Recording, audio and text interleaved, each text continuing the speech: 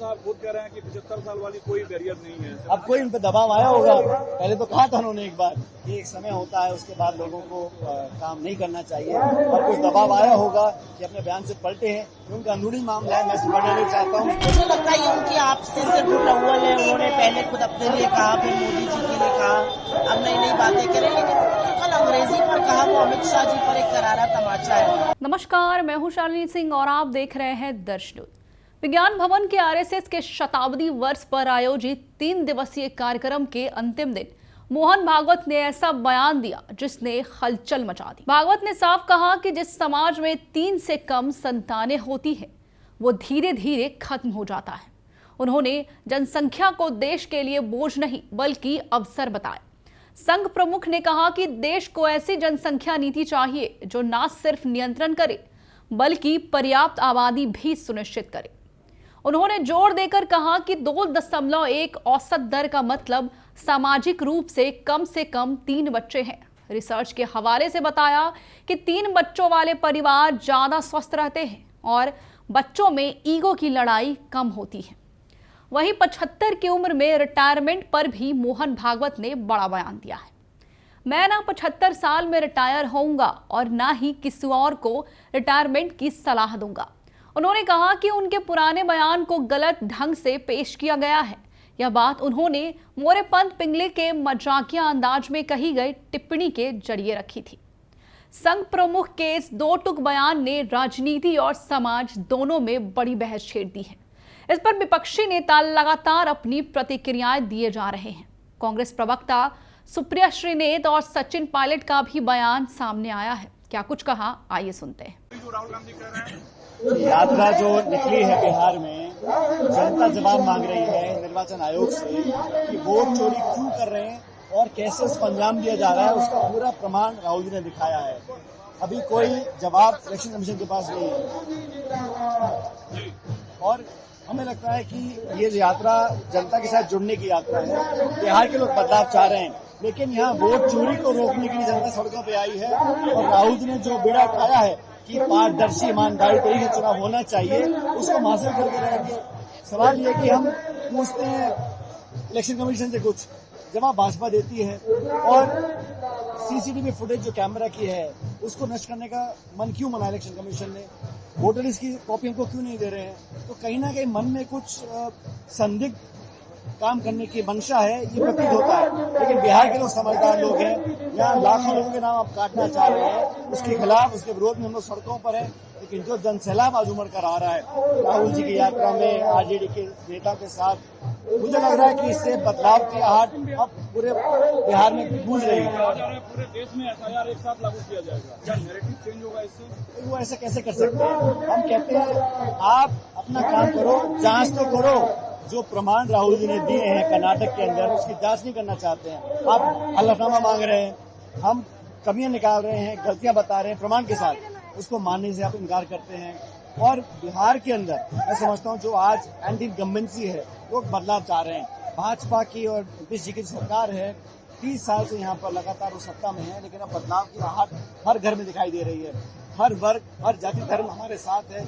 लेकिन राहुल जी की यात्रा ने आज एक पूरा देश में संदेश दिया है कि हम मनमानी तरीके से निर्वाचन आयोग को वोट चोरी नहीं करने देंगे। इस बात पर हम लोग कायम हैं। क्या पीएम मोदी के मां का वाकई अपमान हुआ है? नड्डा साहब से लेकर अमित शाह तक सामने आए, एक जो वीडियो सामने है, क्या उसमें मैं उसकी निंदा करता हूँ, उसकी भर्त्सना करता हूँ। कांग्रेस पार्टी का उससे कोई लेना देना नहीं था।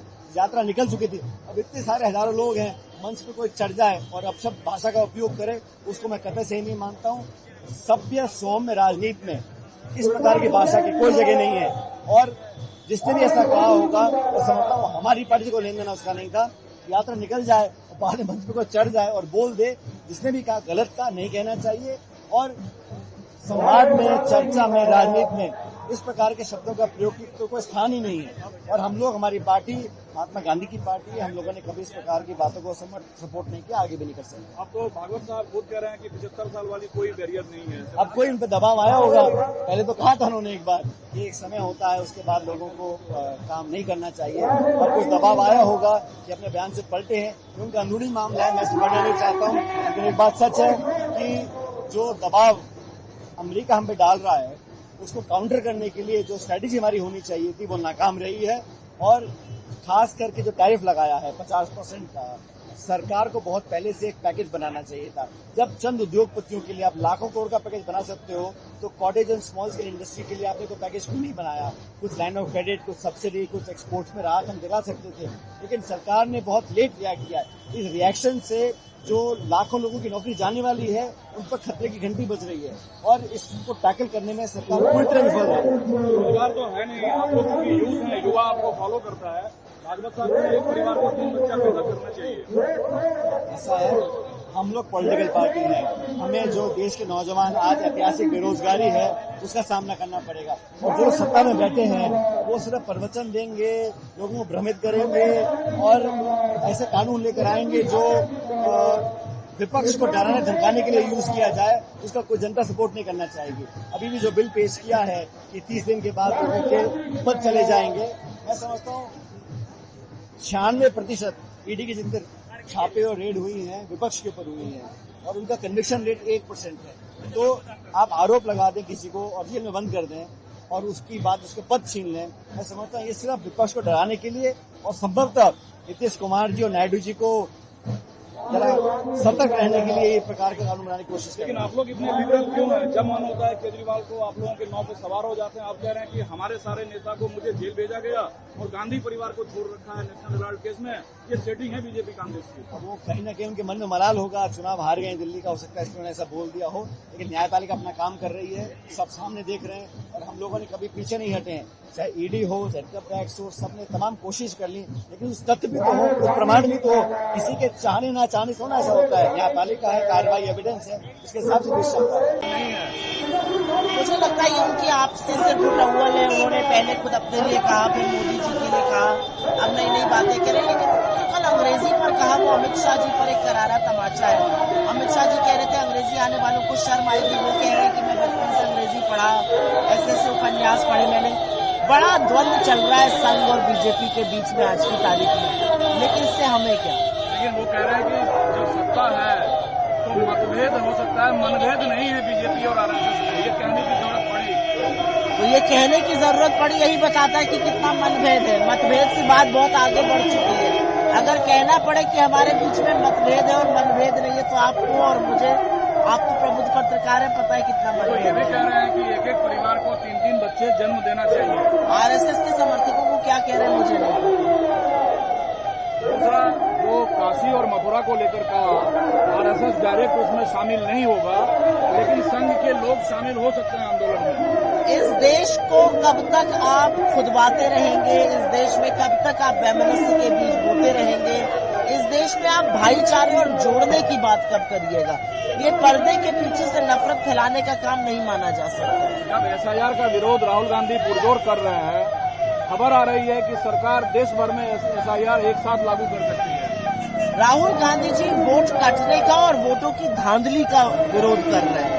अगर आप 2 साल पहले एसआईआर करके वोटर लिस्ट ठीक करना चाहते हैं, हमें उससे ऑब्जेक्शन नहीं है। हमें ऑब्जेक्शन है जो बिहार में किया जा रहा है, जबरन लोगों के वोट काटे जा रहे हैं, कई वोट बढ़ाए जा रहे हैं, उससे एक दिक्कत है। क्या सरकार नैरेटिव चेंज करना चाहती है? पूरा सरकार के हाथ से नैरेटिव निकल चुका है। नैरेटिव बिहार की सड़कों पर आपको दिख रहा है। 4 साल के बच्चे वोट चोर गद्दी छोड़ के नारे लगा रहे। नैरेटिव सरकार के पास नहीं है। सरकार पूरी तरह से वोट चोरी करते हुए पकड़ी गई और इसीलिए नीलबटा सन्नाटा, बिल्कुल जो सुई टपक सन्नाटा था, वो मोदी जी को नरेंद्र दिख मोदी रहा है। अगर जवाब नहीं दे रहे हैं राहुल गांधी के सवाल का, क्योंकि चोर की जब चोरी पकड़ी जाती है तो वो कभी जवाब नहीं देता है। जवाब वो आदमी देता है जो बेगुनाह होता है, उसको पकड़ा जाता है, वो शोर मचाता है, वो प्रतिकार करता है।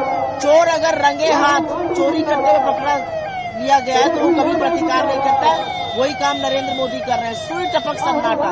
अन्यथा हर बात पर बोलते थे, आज बिल्कुल चुप है। पूरी बीजेपी आप देख रहे हैं कि कल वाली एक वीडियो को लेके पूरी बीजेपी कांग्रेस पर हमला कर रहा है, मोदी के अपमान से जुड़ रहा है। मुझे ऐसा लगता है कि मैंने उस वीडियो को सुना नहीं है, देखा नहीं है। जो मैंने सुना है, मैं उस पर अपनी छोटी सी एक वक्तव्य देना चाहती हूँ कि किसी की भी माँ हो वो पूजनीय है और हम जैसे लोग जो सोनिया जी और इंदिरा जी को अपनी माँ मानते हैं, हमारे यहाँ तो महिला को ऐसा पूजनीय माना जाता है, यत्र नार्यस्तु पूज्यन्ते रमन्ते तत् देवताः। किसी ने अगर ऐसी कोई ऊंची हरकत करी, उस मंच पे हमारे कोई नेता नहीं थे, उस मंच पे हमारे कोई कार्यकर्ता नहीं थे, किसी ने अगर ऐसी ऊंची हरकत की है तो उसकी तफ्तीश, उसको सजा मिले। लेकिन प्रधानमंत्री की एक गरिमा होती है, और ये जो भक्त ब्रिगेड है, ये उस गरिमा को, इस बात को बार बार कह के तार तार कर रहे हैं। मुझे बुरा लगता है, क्योंकि जितनी मुझे अपनी माँ पूजनी है, उतनी मुझे मोदी जी की भी माँ पूजनी है। तो ये थी सुप्रिया श्रीनेत और सचिन पायलट।